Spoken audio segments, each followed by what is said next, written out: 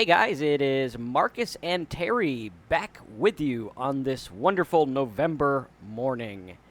Very nice here, very sunny in Florida. Are you guys freezing yet over there in the Bay Area? No, it's No? almost record highs today. Should be around Awesome. 80 or so. Cool.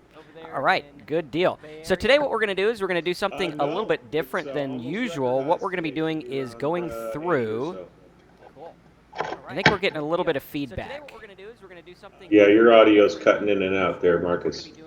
Okay, how's our audio? If everyone can comment on the audio, that would be good. Yeah, your audio's cutting in and out there, Marcus. Oh, you know what? Maybe it's my. Here it is. That's it. Got it. Okay, cool. We're good now. I think we're good. Looks good. Should be good. So today what we're going to do is something a little bit different where we're going to go through Q&A. We're going to talk to you guys, the viewers, and get some questions that you guys have about how to stay sober, how to quit drinking, what to expect, everything like that. So I know Terry has planned a small list of questions that we had, and we're going to go over some of those, and then what we'll do is we'll open up to you guys, our viewers, to check it out and say, hey, you know what? These are the questions that I have about drinking. These are the things I go through. Keep in mind, if you want this to be anonymous, if you don't want us to say your name that pops up on the YouTube screen, just put anon or put like a big, like something that says, hey, don't say my name or something. Anon is fine, A-N-O-N. That way we know. And we'll go for that. So, welcome, Matthew, to the stream today. And Terry, let's go ahead and dive into question number 1 on the list of questions that most people ask when trying to I stay have no sober. idea how to get back to them. The But question. anyways, one of the main questions that I hear is, can I quit drinking by myself? Mhm. That's a big one. And I tried quitting drinking by myself and thought I could, and sure, I could quit for a little while by myself, but it didn't last. I needed to get help, Yeah. and I didn't get help until I absolutely needed it. Till I was at that bottom. That's what you hear many times: is you have to hit a bottom, which I may not necessarily agree with, but it's what was the case for me. How about you, Marcus? Yeah, I was very big on do everything on my own. I always kind of have been. Hmm. And so because of that, I was like, okay, well, maybe I could quit drinking on my own. I remember the first time I tried was after I had a fall in Vegas, which that's not a good place to fall. It's not good to fall anywhere, but that's like worse. And so I came home. It was, I think, November of 2012, so almost 6 years ago. And I remember after that, I was like, wow, okay, I'm like falling and like on my head. It wasn't like I just tripped or something. There's some kind of problem. And so I looked into different things. I got a therapist. I thought it was like majorly okay. This is like a brain issue. It's if I could solve depression, I could probably still drink and be okay. If I could solve anxiety, I probably still drink and be okay. And so I had it all tied to that, and I thought I could do it on my own. Now it wasn't until from that time, November of 2012, to I think it was May of 2014. Now during that year and 3 month period, I had a lot of trouble. I had a lot of really bad binges, but I also had some sober time, right? So I went through and I was able to quit for myself, by myself for 2 or 3 weeks or so, and I felt, hey, you know what? I got this. It's handled. I don't need help. And then I'd be at lunch and I'd be like, well, who the hell ordered a Bud Light? And I know damn well I did. And I was being good. I had my, light beer or whatever. Um, and 3 days later, I'd wake up saying, what happened?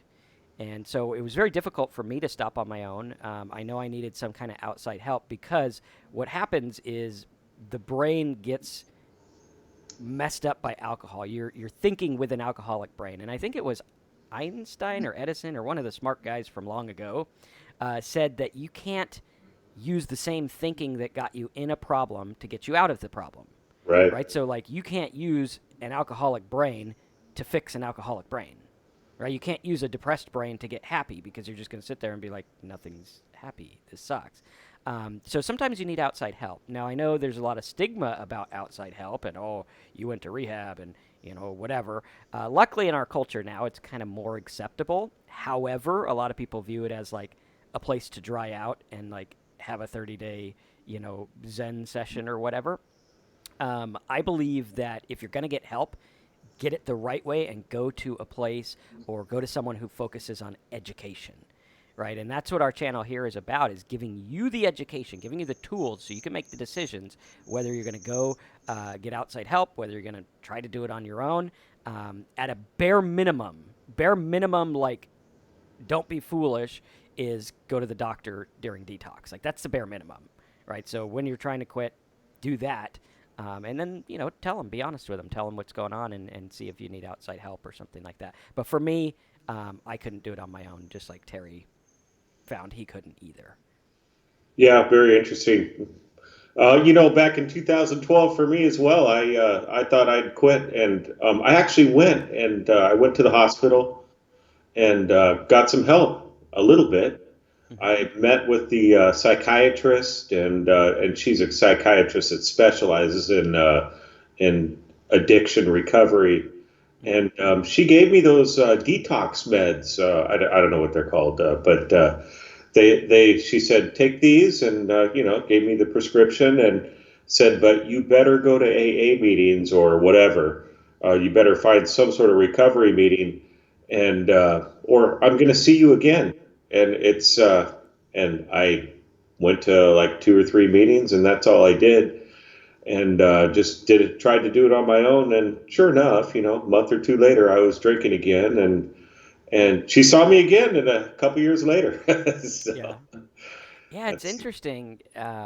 One of the things that was really a letdown for me, and I don't know if this is the same for people with normal insurance.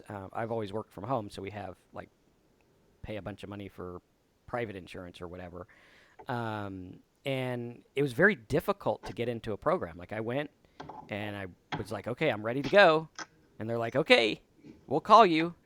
And it's like, you'll call me? I'm like ready to die over here from alcohol. What are you talking about? So it's very difficult at some times to get in. Luckily, we found the one that I ended up at that worked. But, one of the things is take charge for yourself, because sometimes in life people won't help you when you need it most. right. Just a sad fact. They weren't there when I debatably needed them most. I actually needed them most when we were able to find a bed at a rehab.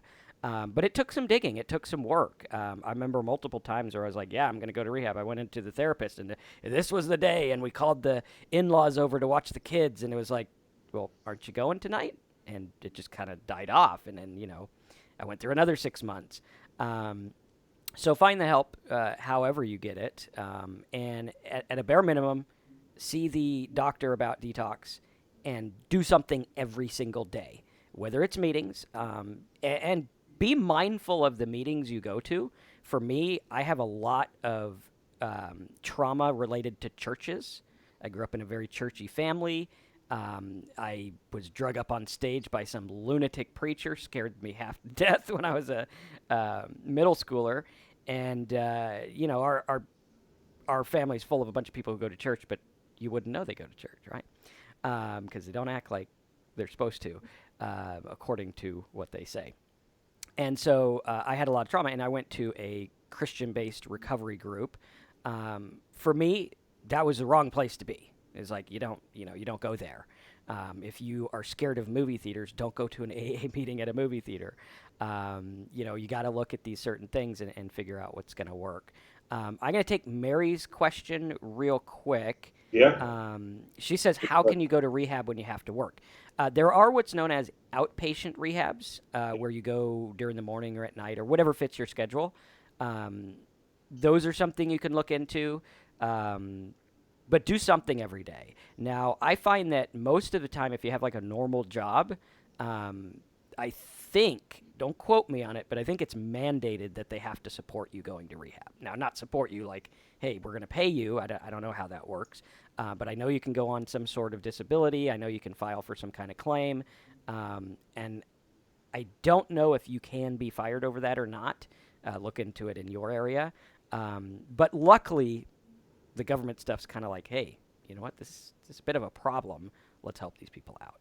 Well, here in California, I know that because I went on disability, and I had quit my job, but a lot of people were on disability at the rehab I was in, and they all had their jobs to go back to. Cool. But if you absolutely can't leave work, yeah, definitely. I know a lot of people that are presently in outpatient, Mhm. and they have maybe a couple months of sobriety, but they continue to the outpatient, and it helps them a lot. And that's a really great way to do it. And combining that with maybe our videos and our program, but just doing something every day for sobriety. I mean, you were drinking every day, drinking. I don't know if you're drinking all the time or not. That's the way I was. And I have to do something for sobriety every day. I actually have to put a lot less effort into my sobriety than I did for my drinking. But it's outpatient, absolutely. Go to your doctor, talk to them about it, and they'll set you up right away. I'm sure. One thing I'd add to that also, if you are at a place where it's like life and death, where it was for me, it was for Terry, think about the differences because sometimes in life we have to do something drastic to get a change, right? It's like it's called like I don't know, derailing the train or effing up the system or something like that. I don't know what they call it. But if you look at it this way, like if I didn't go to the 30 days of rehab, I pretty probably would have missed out on. Let's see, I was 34, probably be working till I'm about 74. I would have missed out on 40 years of work if I had been dead versus 30 days of work if I actually went and got help. So look at it that way. I mean, nothing is more important than your mental well-being. Nothing is more important than sobriety, and nothing is more important than living the life that you know you can live, the potential. And you know, you look at it, I remember I looked at it, I was like 30 days away from my business. You know, I had one employee that I just called on a whim and I was like, hey, dude, can you cover this stuff while I'm gone? But I literally thought I was going to come back and the internet was going to be like, Marcus, you were gone. You know, we can't function without you. And I found out life went on, right? Yep. Life went on without me. And 9 times out of 10, everything's okay. You can get another job, but you can't get another life. Right. So you know, weigh the decisions, and if that means doing your job and doing outpatient, cool. If that means watching the videos, apparently some people just watch these videos and do the work from the videos, and they're getting results. So whatever works for you is good. Some people read books, but if you find yourself in a place like me and Terry, where it was like, dude, I just can't, where you feel like you're living on alcohol, and I mean, it was like literally, I felt like I had to have it to live. Then I would definitely seek a rehab or something. And no matter where you're at, go to detox or something. But that's our non-medical, non-doctor opinion, just from two dudes who got sober.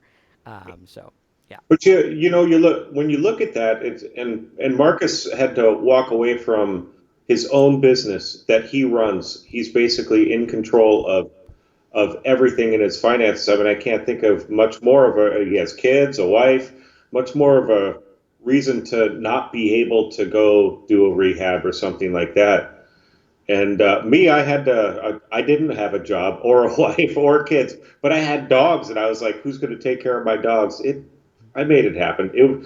My situation was to me was just as important that I couldn't leave that either, and yeah. we both made it happen. It happens. 30 days is really not that long. It kind of seems like a long time when you're there, but but once it's done, it's not that bad at all. And like you said, life goes on. I noticed also because I don't know if you know this, but I'll spill the beans a little bit. Before I went into the rehab, I told them my situation, and I was like, I need to check my computer. And so they were like, "You could check your computer. We'll keep it in the office. You can check it like once a week, or whatever." I think they were said like something, so I could just maintain it. I actually found out after the first 6 days of rehab of not having it. I checked it one time. Didn't check it any other times, even though they would have allowed it. Now, some rehabs allow you to have your computer and stuff. I am grateful that ours didn't because I found out it was like after checking it that one time, I was like, I don't care about this. I'm here to stay sober. So that was cool. Let's take some of these questions, and then if we have time, we'll get back to the other five on your list because I think it's probably Uh, more beneficial for everyone in the chat. Meg's next comment is actually one of the other questions. So I feel Cool. like I have to do it on my own because I'm a single mom, and I think it is possible you really want to change. I've been watching videos, and there's some good books about changing your mindset. And sure, it's if that's working, Mm-hmm. that's great, and that's the key. Is it working? Yeah. I would suggest though definitely get at least check with the doctor.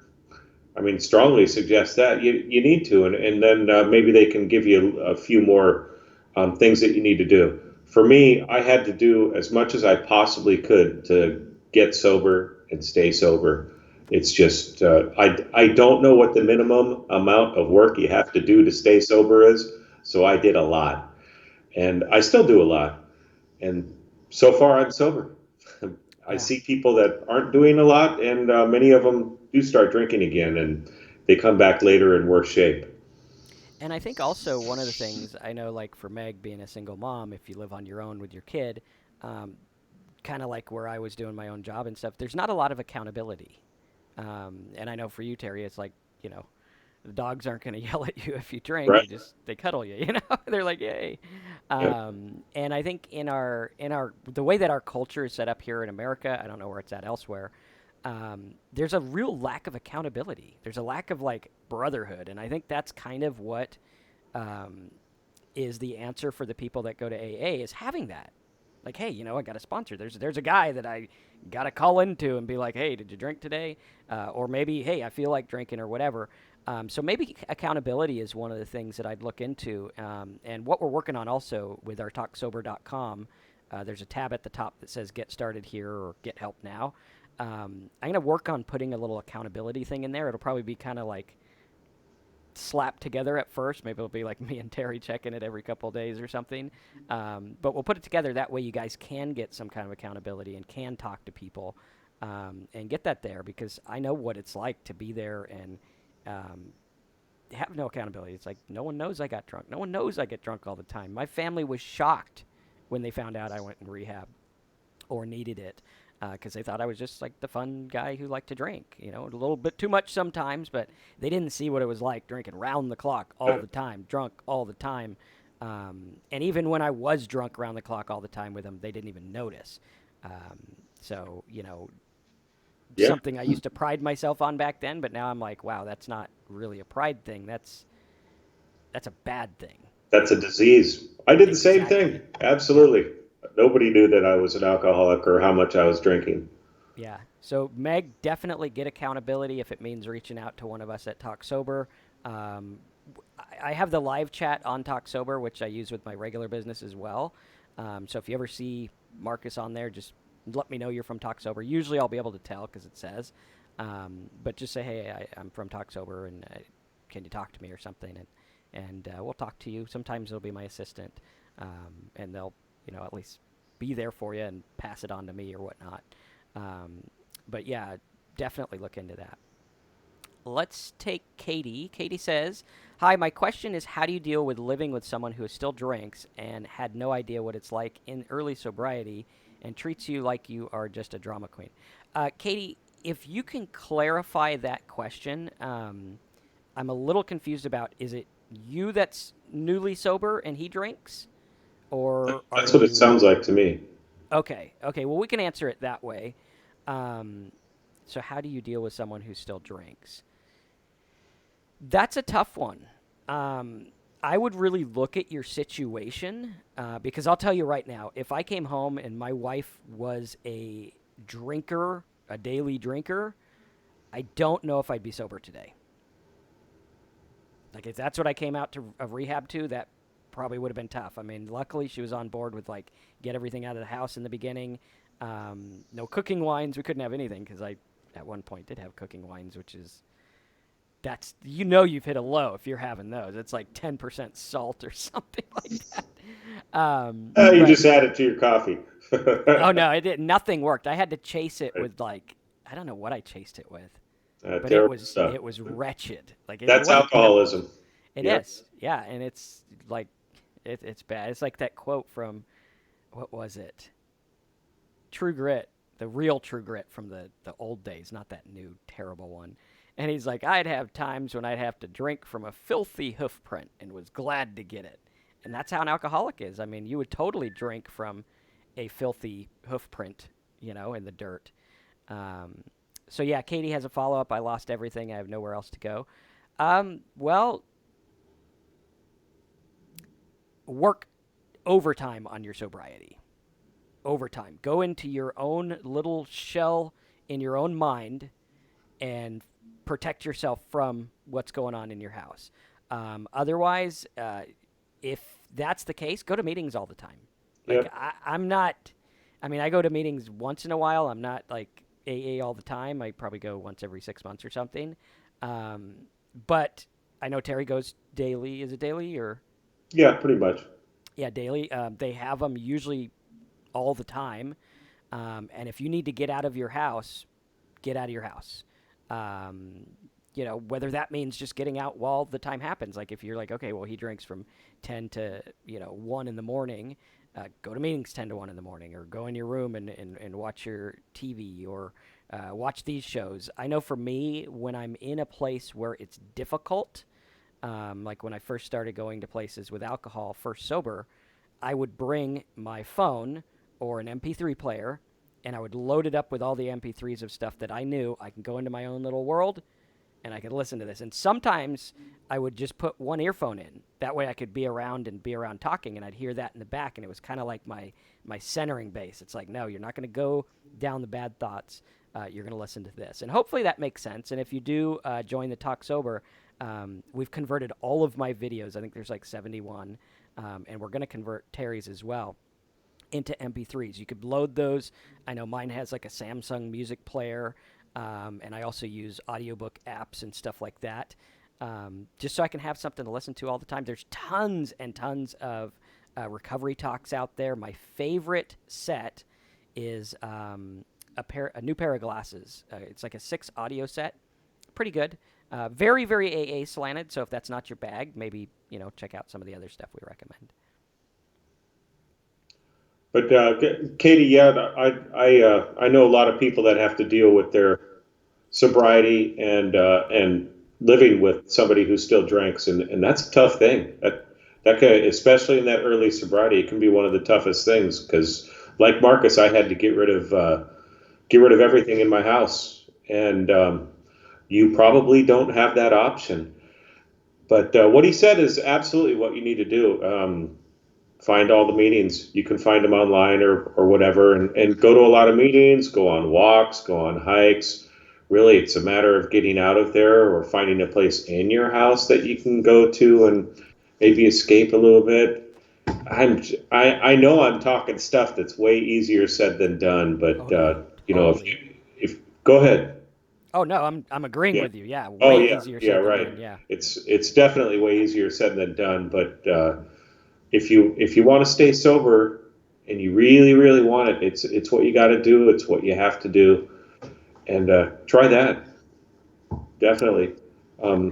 Let me take Jimmy. He said I What? can manage to stay sober withdrawing Monday through Thursday. However, as soon as it's Friday, I start looking for my drinking friends and then go on a 3 day hardcore binge, drinking all day until 2 a.m. And yep, I've heard that story before. Absolutely. And the question is this a problem right now? Are you just wondering? Are you an alcohol? Are you wondering if you're an alcoholic or or what? Because I mean, I know lots of people that do go out and drink. I mean, yeah, it's not a good sign that you're drinking hardcore for 3 days. And I do work with some binge drinkers, and that's a difficult one because yeah, they can get sober and stay sober for a few days. So you get that thought of, well, I'm not an alcoholic. I can quit for a while, no problem. But then you have that drink, and then you're on that roll again, and really, it's what it's doing to your life. Are you having these negative consequences because of it, or are things starting to get worse? Do you when can you go out on that Friday night and have one or two drinks and then not have any more the rest of the night and watch them drink and you drink a Coke? Are you able to do that? It's really for you to decide, but those are just some things you can consider. Absolutely. And I think it really comes down to what it's doing with your life. Like the fact that you're Right. on this talk means it's probably having negative consequences in your life. Yeah.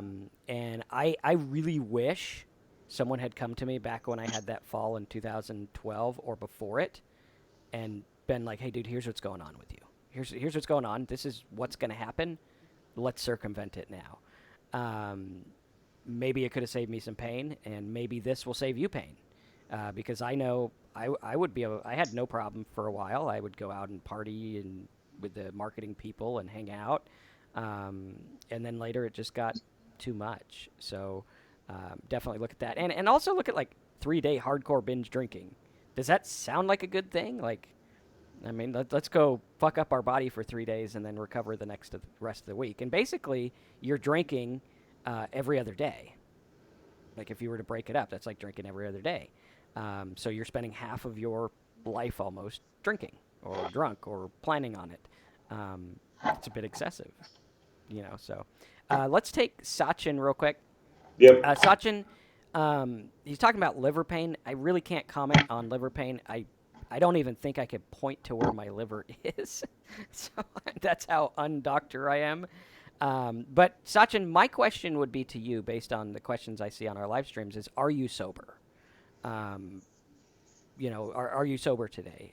Because I think that would be good. And Katie just popped up and said she's got 20 days sober. So Katie, under those circumstances you just described, that's freaking awesome.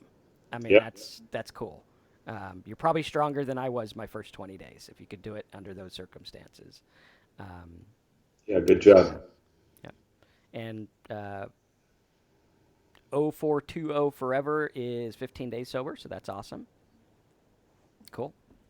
All right, so let's take some other questions. I have a couple of backup questions if we do need them. They are from comments on the site or on the channel here. Let's see if we have. Let's see which one. Okay, we'll take Sarah's from our subscribers. She says, "Is it possible to get better if you've been around-the-clock drinker for many years and life is terrifying? Worrying about that next panic attack constantly. The only solution I know of is alcohol, and yes, you will poison yourself even if you came to hate alcohol with a passion because your panic attacks or dying from fear is unacceptable." Okay, so Sarah, I think what she's saying is she's got this panic attack, she's got this anxiety, she's got constant worry, which, whether you call it anxiety, whether you call it whatever, alcoholics are usually, from what I've seen, from what Terry's told me, from what I've gone through, we have this like sense that life's going to end very soon, whether it's social life, financial life, physical life. We have this like worry, right? Did you deal with that, Terry? Yes, absolutely. Alcohol What exemplifies that fact by exponentially. It's a strong drug. Now, what was that like for you, and how did alcohol pretend it helped it? Well, let's say I wake up in the morning and I feel like crap because I'd been drinking all day the day before. Woke up at 2 in the morning, had drinks. So was I hungover? I don't know. I was probably still drunk, and the hangover was kicking in. And the anxiety of how badly I felt was huge. And then I would start thinking about, what do I have to do today? Do I have to go to work, or do I have to go deal with people? That's really the main thing that gave me anxiety, was I have to go deal with people, but I know if I have a drink, that's going to make everything better. But I can't have a drink because I got to go deal with people. And it was that circle of that circle flushing me down the toilet, and it just got worse and worse. So yeah, the anxiety would just go up and up and up. My drinking didn't really become a problem because of my anxiety. I still can't point my finger at drinking as the solution to my anxiety before I became a hardcore alcoholic, before alcohol was completely controlling my life. I drank because I liked it. I liked the feeling of it, and that's so my road to alcoholism might have been just a little bit different than some people, but yeah, the anxiety once alcohol it's what exacerbates it. And after I quit drinking, the anxiety level it was still there, but it got cut a long ways down, like maybe in half or less. And as I maintain my sobriety, it's less and less. And I don't have a lot of anxiety now. Sure, there's stuff. Life brings anxiety. That's what happens. But it's controllable now. And there we have a bunch of our letters discuss the anxiety, and they discuss things like that we're not our thoughts, we're not our past. We can move on through these difficult situations if we remain sober. We have the tools to deal with these things, and we can live a somewhat lower anxious life and live without alcohol. No problem. It can happen. Yeah. And I know for me, mine was a bit different because I did have panic and anxiety early on before drinking. And for me, alcohol was like the wonder drug when I had it. It's like, wow, this like shut off all those thoughts because you're sitting there and you're like, this is gonna happen, this is gonna happen. I feel this, I hate this, this is gonna cave in or whatever. That guy's gonna jump over here and poke me in the eye or something. Yeah. And your thoughts are going crazy, and you drink, and it's like, wow, that just shut those off a little bit, or I care about them less. And what I would challenge is the fact that that ability to care about them less or shut them off is something you have. That's not something alcohol gave you. It's just something alcohol is making you aware of, Yeah. right? So if you could tap into that and be like, okay, well, I can do this by like listening to a tape, like I do, or saying certain things in my mind, like, hey, I'm not my mind, I'm not my thoughts, I'm not my panic attack. Who would have thought about that? Like, I'm not my panic attack. That's just a chemical response in my body, triggering thoughts, triggering feelings. And I could sit here and I can not be them. And I grew up with panic attack all around. My dad didn't leave the house for 2 years at one point because he was so panic attack. He would sell houses for a living, and people would have to come by and get the key and show themselves the house. And luckily, it was in the 90s when you could do that. And it was crazy. And I watched that happen, and I watched how he's always crippled by his whole life is still pretty much run around thoughts and feelings and stuff. He's a little bit mellower now, but I also realized that panic attacks, although they feel real, are not real. Like, they feel real, but they're not real. I know with me, I'm a hypochondriac. I get a pain, and I'm like, we got to get 16 doctors out here. I got to Google everything. And I'm like, what happens if you feel this? And you just go down the rabbit hole. And the problem is that your mind is like a lens. Okay, this is the problem and the solution. The problem is your mind's like a lens. You get what you focus on. Just this morning, I was watching the terrible political ads that came out today, and it's interesting because you watch those ads and they focus on certain things. It's like, this guy was a bad guy. These people let this guy hear. These people did this. And then there was another ad. This stock market's doing good. This is doing bad. This is doing great. And you look at it, and what it does is it focuses your lens on the data that they want you to see. Yeah. Okay? It's not true data. It's not a full thing. Like, you pan out and you're like, yeah, the economy's been doing good since the last crash.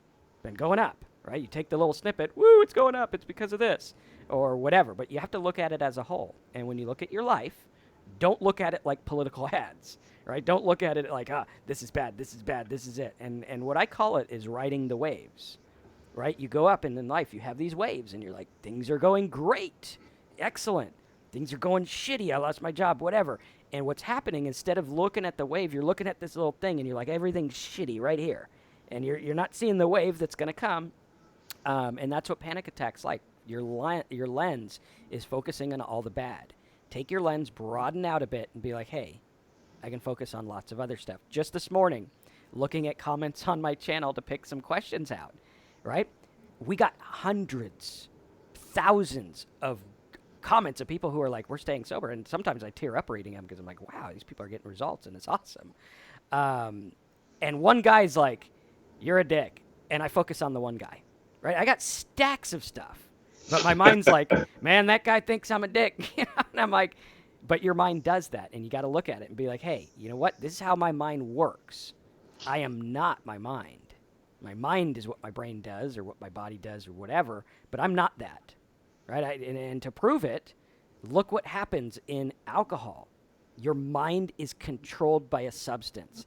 If you were to be put in a concentration camp or some kind of controlled environment, your mind will be controlled by that, which might be why rehab works some of the times because you're in a controlled environment.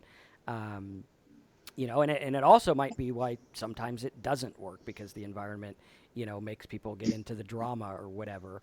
I remember for me, I was like, forget about the drama. I'm here to stay sober. And that's what you got to do about your life. Forget about the panic. Forget about this stuff. I know it feels real. I know it seems real. And it is real in and of what's going on. I'm not discounting that.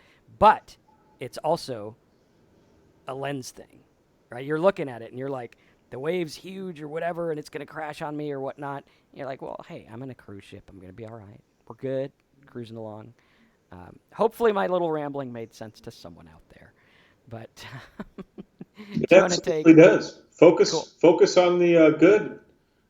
Everything everything can have some good. You can be going through a terrible time, but there's something there. If you really think about it, there's something there that you can be grateful for, and that will help you start to focus on the right thing.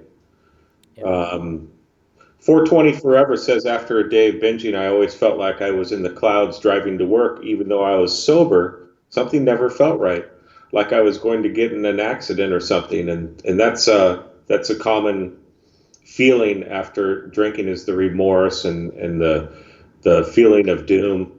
The next day, it's just part of the chemical reaction your body's going through. It's withdrawing from the alcohol, and it's just not a good feeling. Mm-hmm. And time is what gets rid of it. Yep. Gru says, when I was 24, my anxiety got worse because of stress. So I drank beer and felt so good, but now I'm having issues with alcohol. If I give up drinking, do you think my anxiety would come back 10 times worse? I'm 40 now. Well, it depends on if you learn a new perspective on life and get sober the right way. And maybe then you will still have anxiety. It's hard to tell, but alcohol does nothing but make it worse. For me, drinking would get rid of my anxiety temporarily, but then I had to be drunk all the time to keep that anxiety gone, because as soon as I stopped drinking, it would come back worse.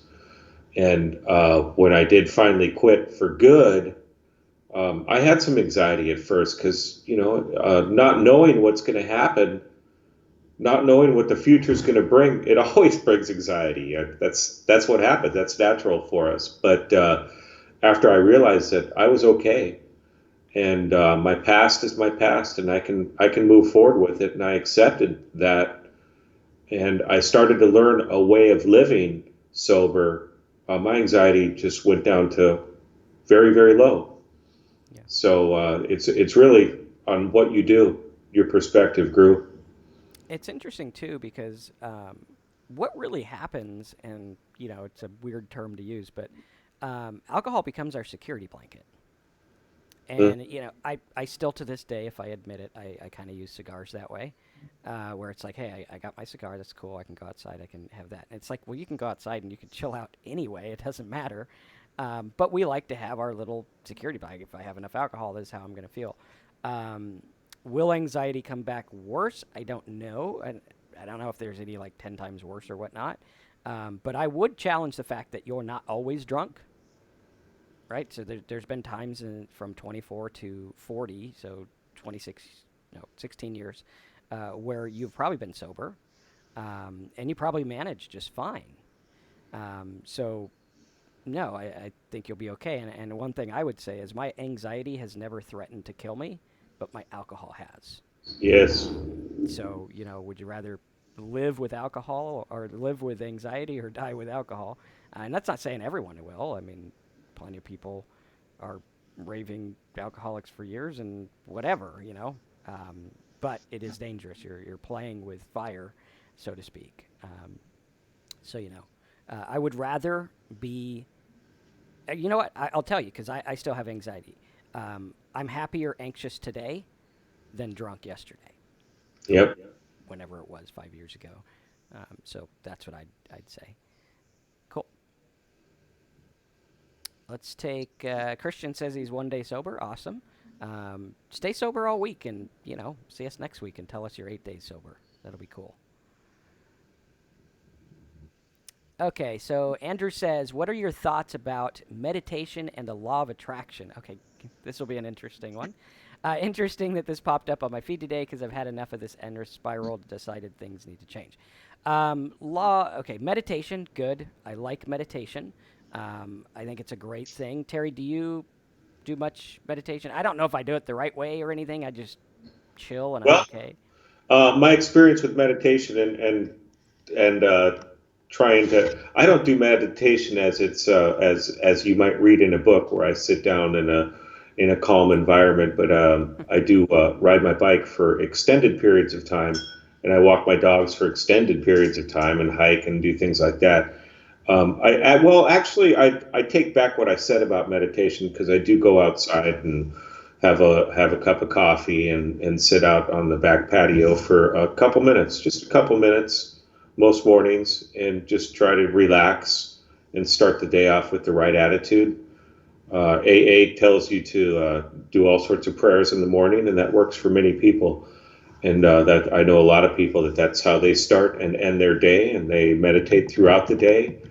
And there's meditation is a very effective tool. It helps you get in that place of gratitude that I just mentioned before, and helps you try to not focus on the negativity.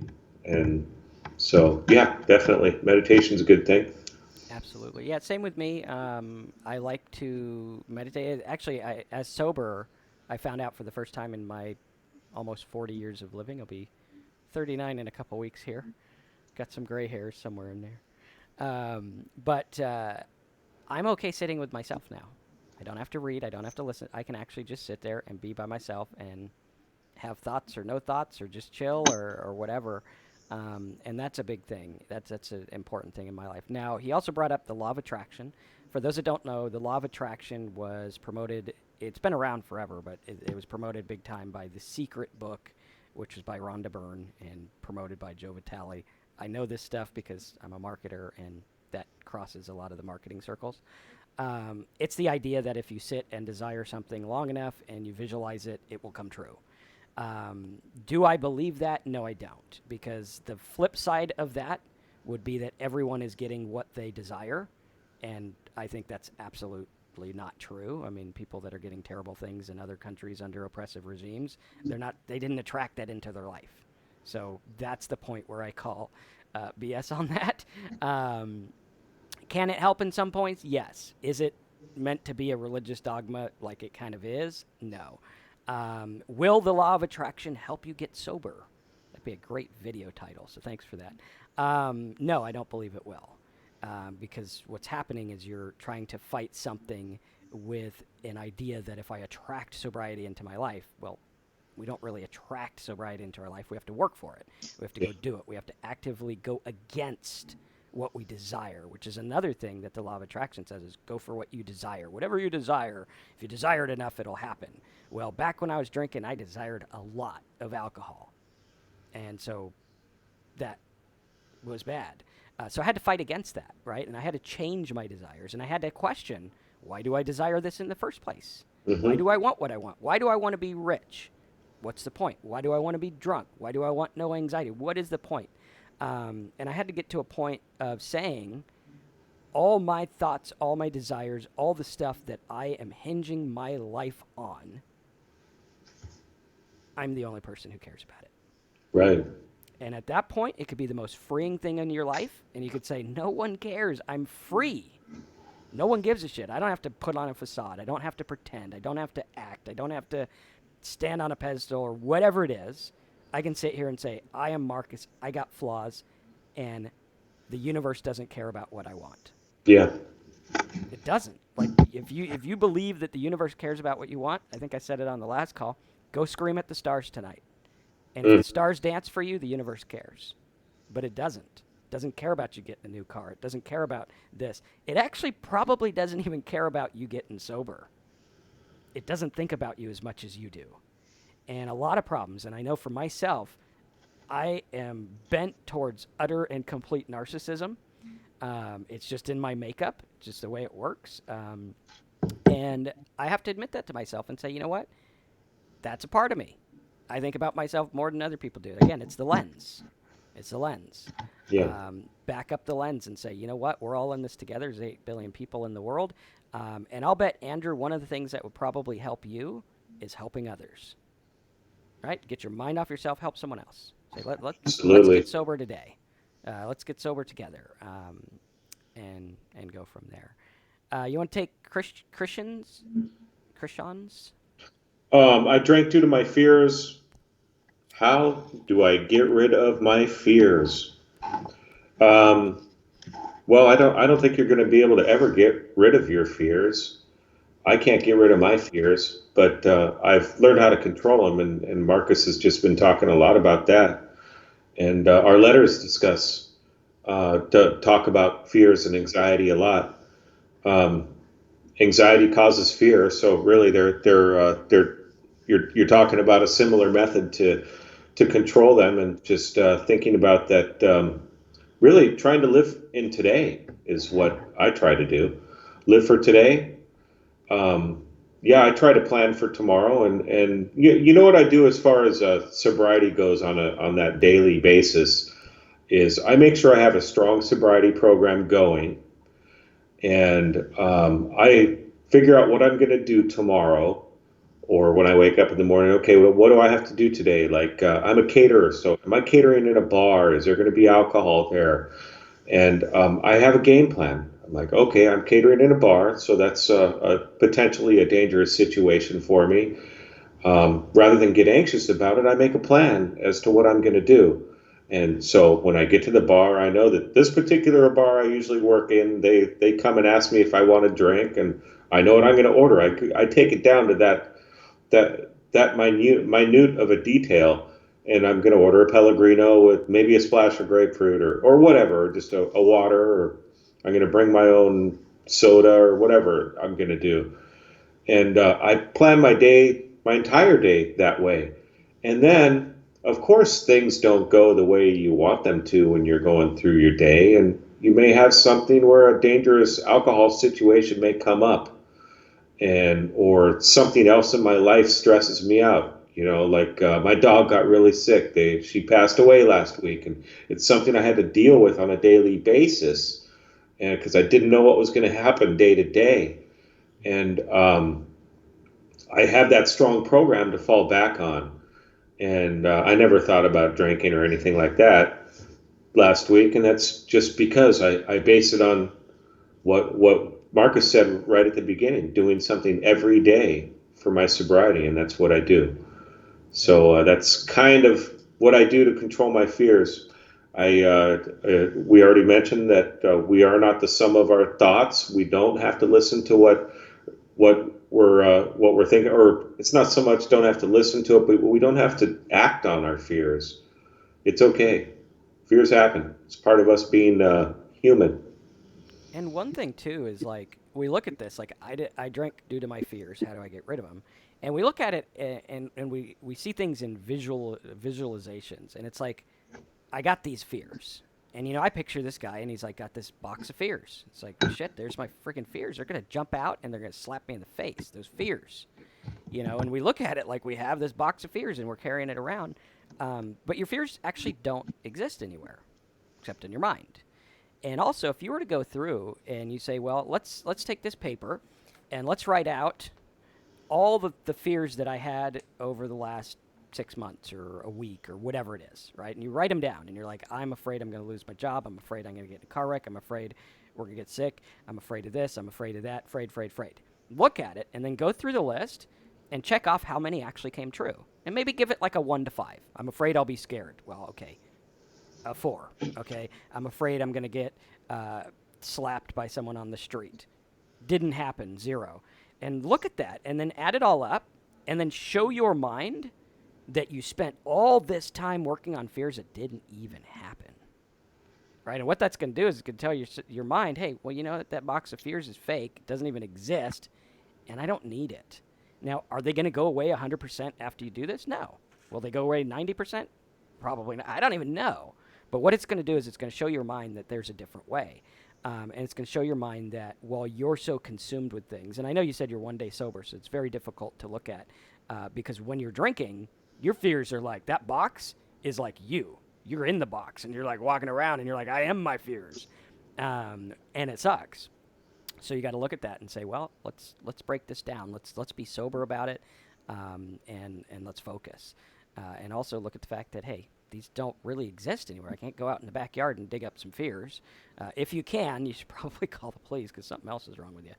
But look at that and be like, hey, this is what's going on. They don't exist anywhere. It's paranoia, and also, hey, you know what?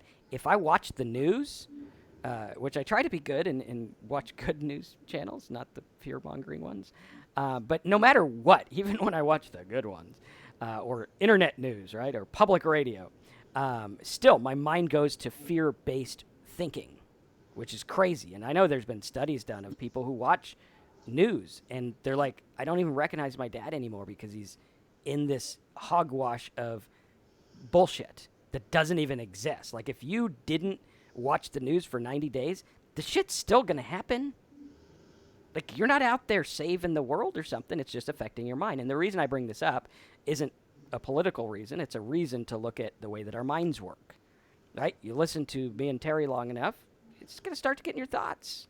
Right? You'll be like, oh, man, I'm not the sum of my thoughts. Where the hell did that come from? Is Marcus back there? Where's Terry? And it's going to get in your thoughts. So whatever you focus on, and it's like my wife. I have trouble sleeping. Well, that's because you watch people getting murdered before you go to bed on the show. She watches cops and stuff, and I'm like, I can't sleep after cops. I can't sleep after a scary movie. You're sitting there like, something's under my bed. That guy's going to come out here. And as silly as that sounds, that's the way our minds work, right? What you put in it. And there's been tests done where they go and they take people and they manipulate a circumstance. And then they're like, draw a picture. And it's exactly the picture they knew they would draw. And it's like, draw any picture you want out of the whole universe of pictures. And it's dead on because that's the way our minds work, which, it's important. Let's take Meg here. Meg says, I had horrible anxiety and panic attacks most of my life, and then I discovered alcohol takes it all away. It was like this magical potion. Ha, yeah, right. Fixes one thing temporarily and gives you 10 more problems. Exactly. And it makes it worse. Right? So, like, when you don't have the alcohol, your panics get worse. Then you drink alcohol, then they get worse. And then years down the road, you're sitting there and you're 34 years old like me, or like I was, and you're like, why am I this panic attacked anxiety mess that can't walk down my own street, which is one of the safest streets in the United States of America? Right? I turned around and went home when we got about maybe 200 yards. And I was like, I can't walk anymore. My wife's like, what the hell is the matter with you? You seriously can't walk down the road? And to her, she's looking at it and she's like, this stuff's not real. To me, I'm looking at it and I'm like, it's real. My knees are buckling right now under anxiety. I can't walk because of anxiety and fear. And now I realize, you know what? Alcohol lied to me and it made it worse. So, F you, alcohol. I'm going to live sober. And you know what? I am probably 100 times better than I was before. In terms of anxiety, in terms of dealing with it. So, yeah. Cool. All right, you want to take Judy? Judy says, right on, Marcus. Most of my fears never materialize. Absolutely. That's what he was just saying.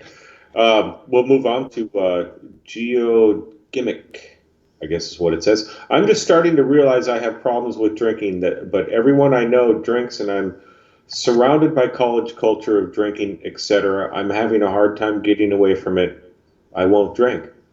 For months, and I'll keep going on this one. For months, and the one time I do it, I lose my wallet, etc., end up blackout. My question is, how do I create a support group for myself? I do work with people that are in that same age category, and man, it's difficult. You're right. I won't downplay how difficult it is to, especially in a college atmosphere. I went to a very big time partying school, but I would say to create a support group is just try to find other people that don't drink, and try to hang out with them. You can always try calling or going to AA meetings. There are young people's AA meetings. We have several in our county here in California, and so you can always look for those, and then you can start a support group that way. And the other thing is going to the hospital and getting into those groups. And there's going to be a couple of people that are young that are trying to get sober, and it sounds like you've realized that alcohol is a problem for you. Lose your wallet, blackout, that sort of thing, and so you don't want to drink. So there's some avenues there. And what do you think, Marcus? You have some ideas for? I would definitely create a support group, and then I would look at the value of the party. So, like, I doubt people are drinking on the way to like history class. So it's probably something out. Like, we're gonna go out on Saturday, and we're gonna have this rager at the Beta Phi, whatever. I didn't go to college, so I don't know what a Beta Phi is. I know it's something Greek. Um, but we're going to go do that and isolate from those. Because, like, what is the real value of going to it? Everyone's pissed drunk. They're probably not going to remember you were there anyway. You're probably going to get into trouble wallet wise or blackout wise or legally because alcohol shuts off all the good things that make us able to stop things. I would avoid those. Like, go to college, do your work, because that's really what you're there for. Um, and don't go to those. Go to something else. Go to like the philosopher club or something. Philosophy actually is one of the reasons I'm sober today. I discovered philosophy. I started learning about it, different ways of looking at life. Helps me big time. You could start a philosophy group. You can go on meetups.com. There's or meetup.com. I don't know if it has an S or not. Google it. No. And they got all kinds of things. I mean, like sober bike riders, sober. I'm in a hiking group on Meetup.com. There you go. So lots of stuff to do, and that's what Marcus is saying. Other support groups, or not necessarily. I didn't mean to say support groups, but other things like what are you interested in doing? Mhm. And there's many sober activities that one can do that there's lots of groups for. And like you just said, Meetup.com is a great place to go. Sorry to Right on. interrupt. Oh no, that's cool. I do it all the time. So you owe me a few thousand interrupts. Um, Another thing I'd look at is, no one's like you're gonna get out of college years down the road, and you're gonna be leaning on what you learned rather than the parties. And I know some people like to glorify the good old days of the partying and whatever, but it doesn't sound like they're good old days to you. That doesn't sound like you're gonna be like, yeah, man, I blacked out and lost my wallet. Yay. So I'd focus on the things that you do want to remember and the things that you do want your college experience to be about. And, I'll say it first and foremost, and I know this is an undertone in our culture. You're not a loser if you go to college and don't drink. Like, I felt like that. I thought I was going to be a loser who couldn't drink. And I'm not a loser who doesn't drink. I mean, I'm sure there's some people who think I am. But I don't know the last thing I lost or won. Well, I lost on a lottery ticket, so there we go. Maybe I am one. But that's the culture, and the culture says, "Hey, you're out. You're missing out, bro. Missing out, dude. Come on down to room 5, kegger or whatever." You're not really missing out, No, you know. not at So all. last night I went, or was it last night? The night before I went to a really cool concert sober, and this lady who had been drinking too much like fell all over me, and I thought to myself, I'm like, holy shit, I get to enjoy this concert, like fully here. Yeah, And I was telling my brother, I was like, and he's sober like 9 years from smoking pot. He still drinks occasionally, but it's not an issue. And I'm like, this concert, I would have easily spent $250 on alcohol. I yeah, would have been drunk before the actual band I paid to see came on, and it would have sucked. I'm like, I actually get to be here. right. Um, and when you're drinking, you think everyone else is drunk.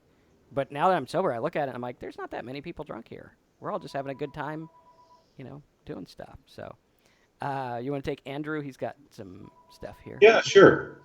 Andrew says, how would you recommend dealing with rebuilding your reputation and creating closure with people in your community that you let down during your downward spiral? I had a lot of anxiety early on and simply walked away from all my responsibilities one at a time. And it scares me to become an active, whoa, it just moved, active member of this community again. and face the BS I left behind. Hey, wow, you're kind of telling my story. I walked away from my responsibilities as well. I walked away from my job, walked away from my wife.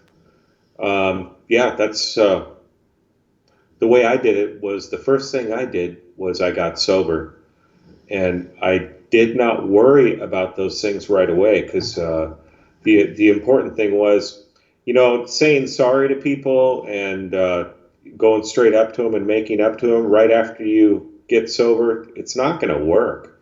I mean, they're probably pissed if you really let them down. And what I found was living sober, living correct, doing the right thing every day, and showing that I was doing the right thing to people was the best way to begin an apology. And after I had some sobriety after a while, then I worked with somebody and I learned how I needed to walk up to the people and apologize to them. And when I did,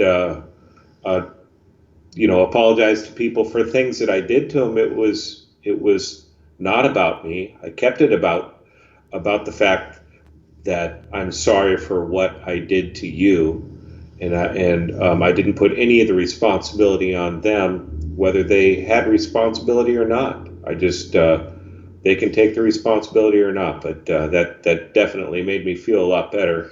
And we're in AA, we're talking steps 8 and 9 right there, but it's it's not something I would do right away after I first got sober. I don't know. I don't think you said how much sobriety you have right now, but yeah, it can bring anxiety. But just take your time. That's what I would suggest. And our world's full of second chances. Yep. And what I learned, I was talking to my kids the other day, and it's a tough topic. I was drunk and pissed them off sometimes. And there's like I don't expect them not to have resentments and anger and what the hell's the matter with you, Dad? And what I learned is I could say I'm sorry a million times, and I did say I was sorry a million times when I drank. And I kind of chose in sobriety not to say sorry and not to talk, but to be. Yep. Like, be the amendment, live the amendment. And that you could start right now. You don't have to go and be like, oh, you know what? Let's get this paper out. Philip, back when I was drinking, I called Philip a dick or whatever. I need to go apologize. It's not like that. It's like be different and live different, and they will notice. And they will take that more heartfelt than calling them up because they're number 15 on your amendment list. And you know what? Some people might be burnt, and they might be like, you don't get a second chance. So you gotta look at that and be like, hey, that's their prerogative. You can't focus on what other people are doing. You can't change what other people do. The best you can do in life is ask for cooperation. Sometimes you'll get it. Sometimes you won't. If you get pissed off when you don't and happy when you do, you're setting yourself up for failure. And one of the things I look at is, what if we lived life with zero expectation level? I don't know what this is going to do. I don't know. I could apologize to this guy. He could tell me to screw off and slap me in the face. He could do that. Would he be justified? Probably. But if I go at it expecting, like, I'm going to say sorry and he's going to give me a bro hug and we're going to go out for, dumplings and whatever we go out for. I don't know if anyone ever goes out for dumplings. That's weird. But that's setting yourself up for something. What if you just lived your life being the change that you wish you had always been?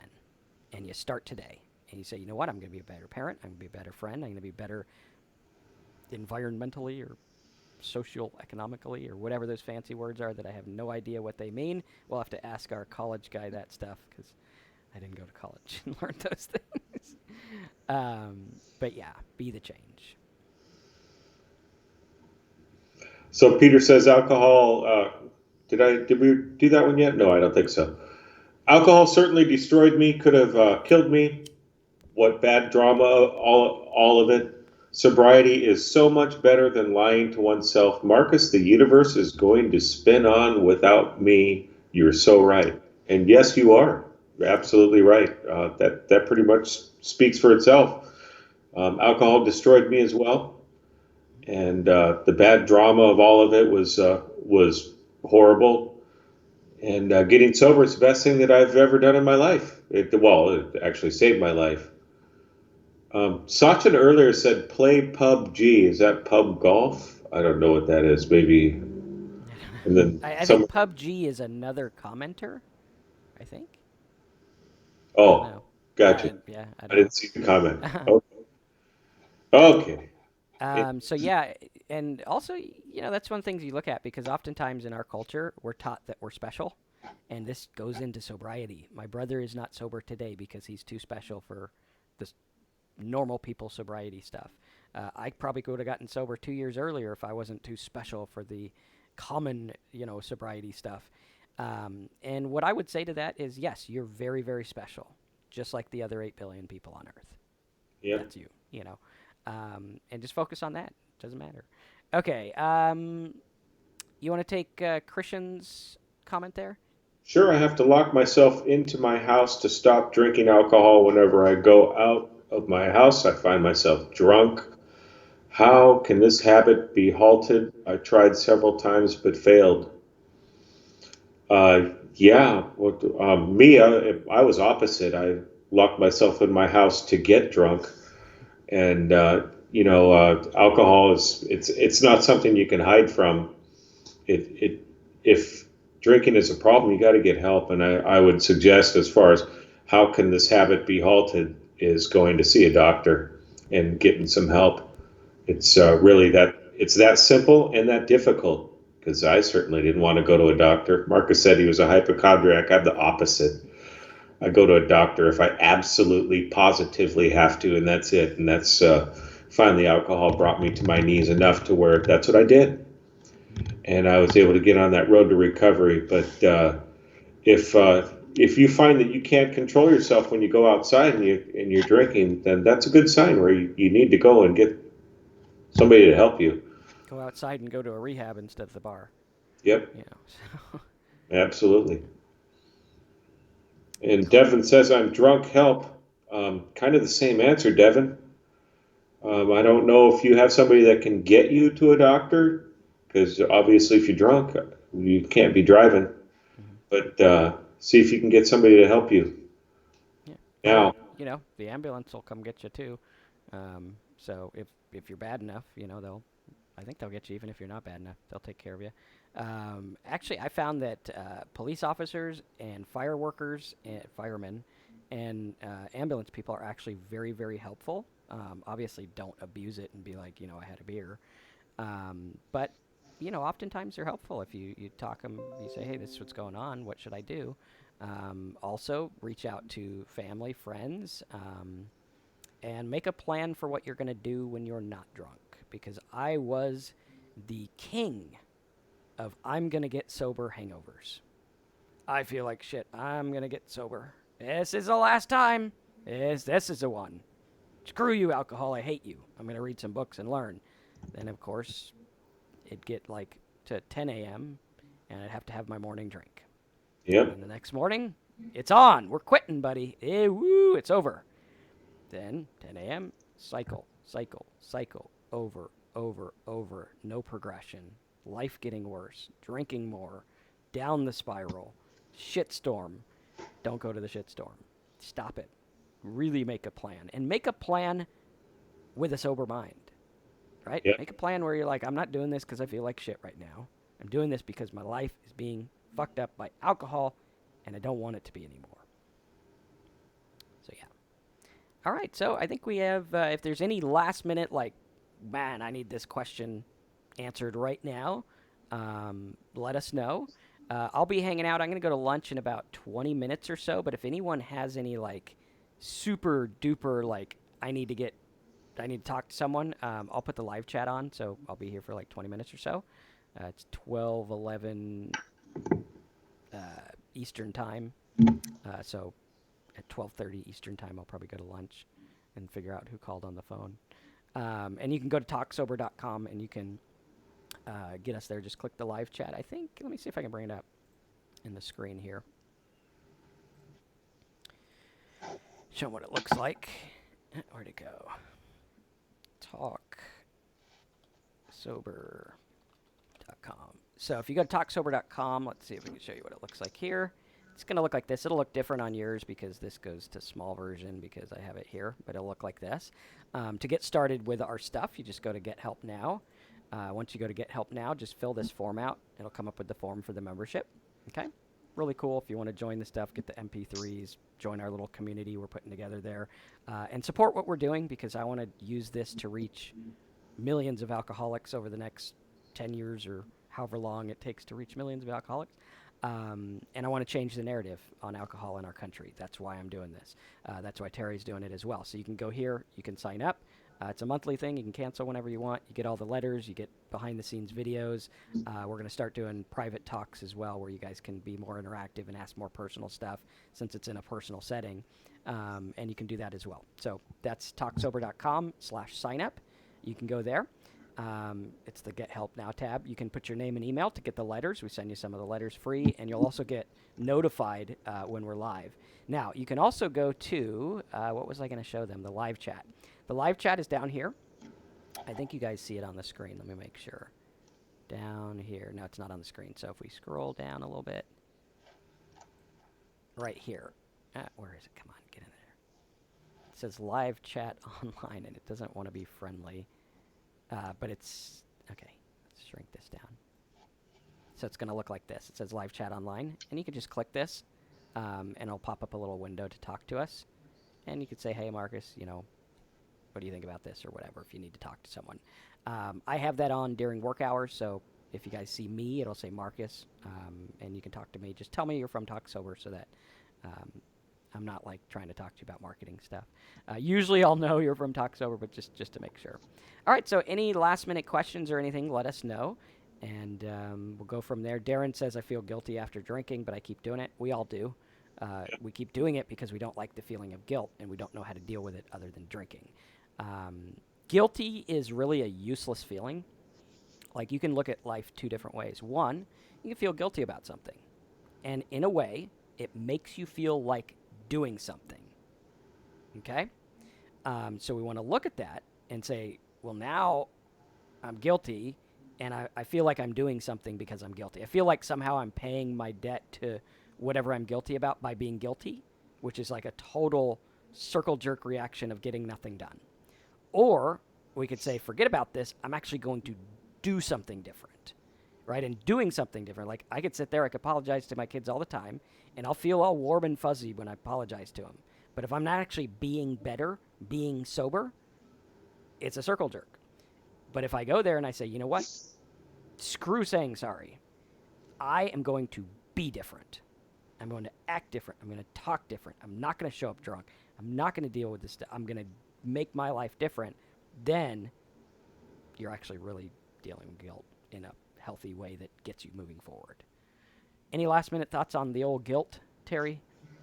Yeah, just what you said. It's not a real feeling, and it's something that we don't have to act on the guilty feelings.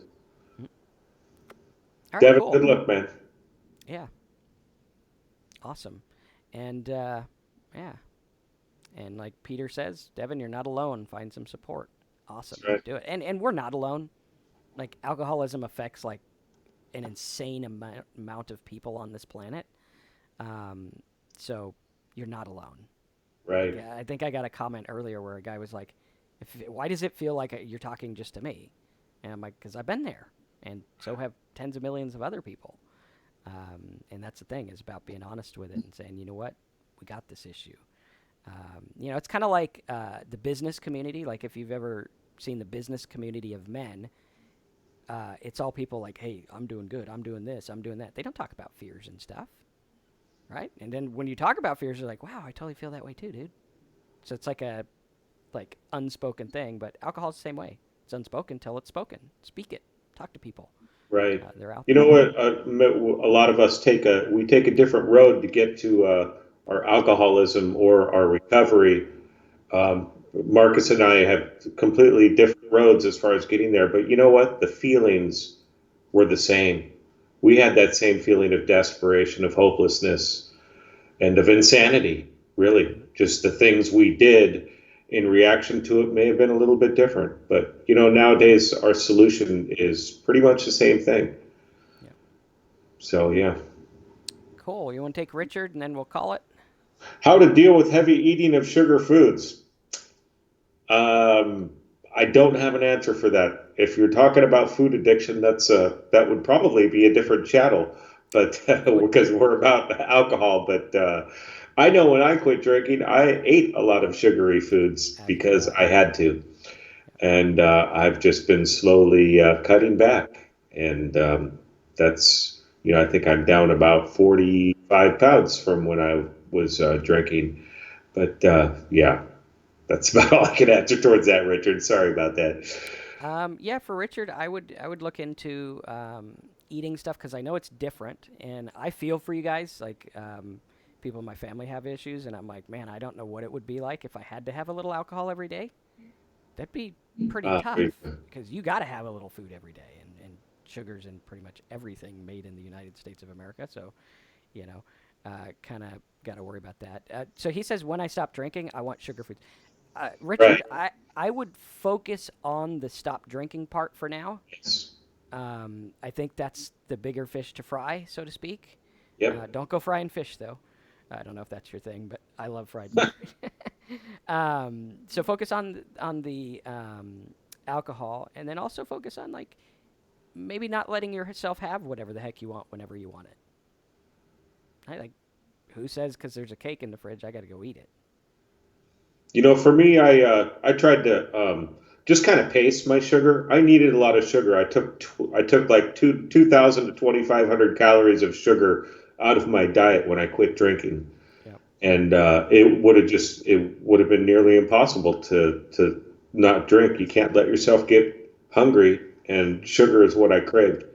So I really didn't limit myself that much. A little bit, but sobriety, most important thing. That's what you need to take care of first. Yep. Cool. All right. So I think we're good to go for now. If you guys have anything else, get me over on the live chat or hop on Talk Sober and join us there. Support what we're doing. Help us help others. Help us help you. And I think it's like $67 a month, which is cheaper than you guys were probably spending on alcohol, and it's doing good. So talksober.com, click on Get Help Now, fill that out, and check out the letters that are free. Get us on live chat, and we'll see you next week, Thursday at 11 a.m. Eastern. What time is it for Terry time, for Pacific time? 8 a.m. 8 a.m. Terry time, if you're over in the other side of the country, California area. There we go. See, I need to eat something. All right, Yep. guys, thanks again for watching. Stay sober. Don't drink even if your ass falls off. And check us out. Make sure you're subscribed if you're new. And let's stay sober and live good. Thanks for watching.